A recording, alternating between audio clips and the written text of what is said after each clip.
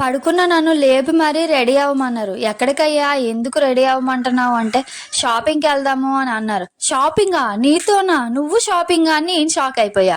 అదేంటి అలా అంటావు? మనకి మంచి రోజులొస్తాయి పద సరదాగా తిరిగొద్దాం అని చెప్పేసి అన్నారనమాట.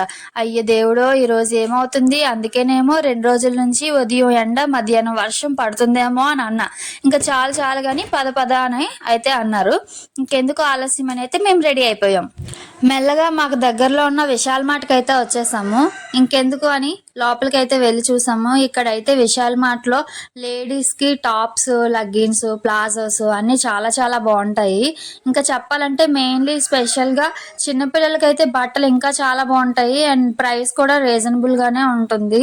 అప్పుడే పుట్టిన పిల్లల నుంచి 5 సంవత్సరాల పిల్లల వరకు మంచి మంచి బట్టలైతే చాలా బాగా దొరుకుతాయి ఇక్కడ. ఎవరైనా చిన్న పిల్లలకి బట్టలు తీసుకోవాలంటే నేను మెయిన్‌లీ సజెస్ట్ చేసేది ఏదైనా ఉంది అంటే అది విశాల్ మార్ట్ మాత్రమే.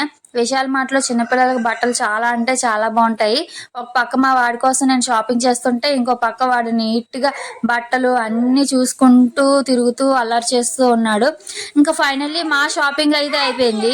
షాపింగ్‌కి వెళ్దామని అన్న మనిషి అయితే మొత్తానికి షాపింగ్ చేశాడు గానీ, నాకైతే ఏం కొనలేదు. వాళ్ళ అబ్బాయికి బట్టలు కొన్నాడు.